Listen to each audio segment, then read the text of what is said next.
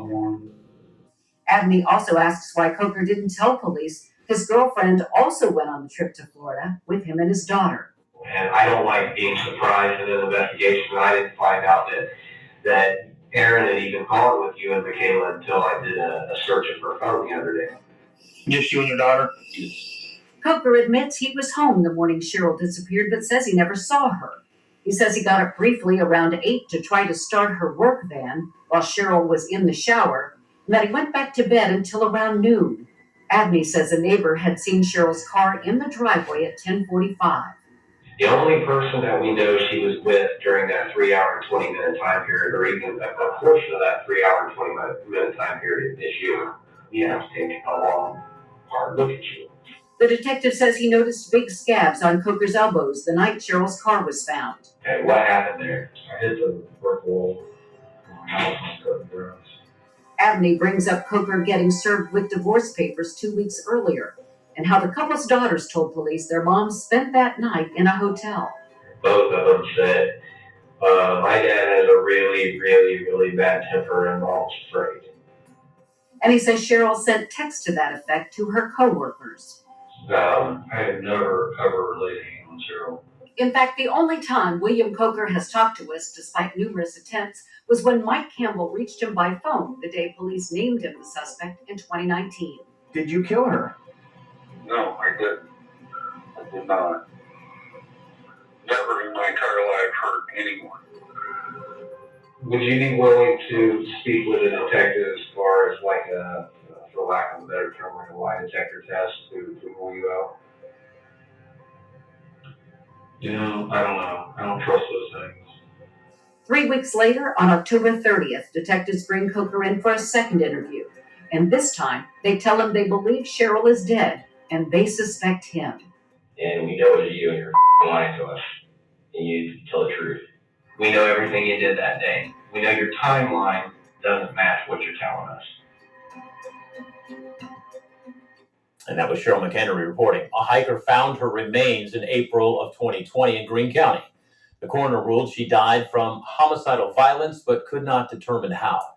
As we have reported last year, Montgomery County prosecutors declined to file charges against Coker, saying there was insufficient evidence. What you saw here, just a small part of this police investigation, and we're working on more in-depth coverage for you, including talking with some of the people in this case. You're going to see that in the weeks ahead.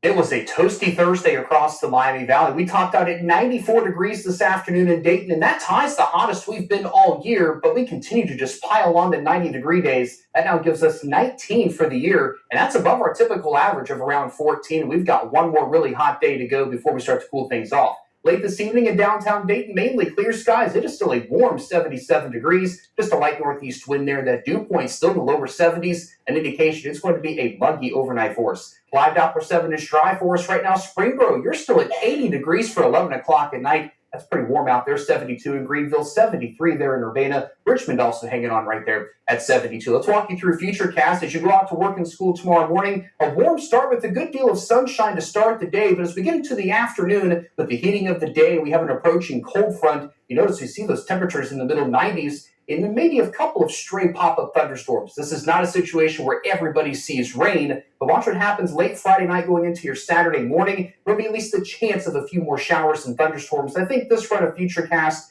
may be a little too dry, but you get the idea that we will find at least a few passing showers and thunderstorms at times between, say, Friday afternoon and Saturday evening. You notice here by 5 o'clock, we're starting to see those temperatures in the middle 80s once again. So it's still warm on Saturday, but certainly not as warm as we have been, and the rain chance is diminishing there by late Saturday night going into your Sunday morning. So how much rain could we see? Well, not a whole lot. We're more than 2 inches below normal since June 1st, and this run of Futurecast giving us at most around a quarter of an inch. That's not going to put a big dent into our drought situation, but as we know, every drop of rain helps across the Miami Valley. Highs for tomorrow getting into the lower middle 90s once again. I'll go with a high of 95 here in Dayton. Again, an isolated pop-up thunderstorm possible during the afternoon. And it's not just the heat, it's the humidity. I would not be surprised if we see a heat advisory for tomorrow. And that means we would have to have those heat index values around 100 degrees. Some of us saw that today despite no heat advisory. But depending on just how widespread those isolated pop-up storms are tomorrow afternoon, those feels like temperatures away from those storms into the lower 100s. So don't forget to take plenty of water with you to work and school and for those touchdown 7 games. Here's that Storm Center 7-day forecast. If you can hang in there past tomorrow's high of 95, we're cooling things down a little bit by Labor Day. We are down to 78 degrees.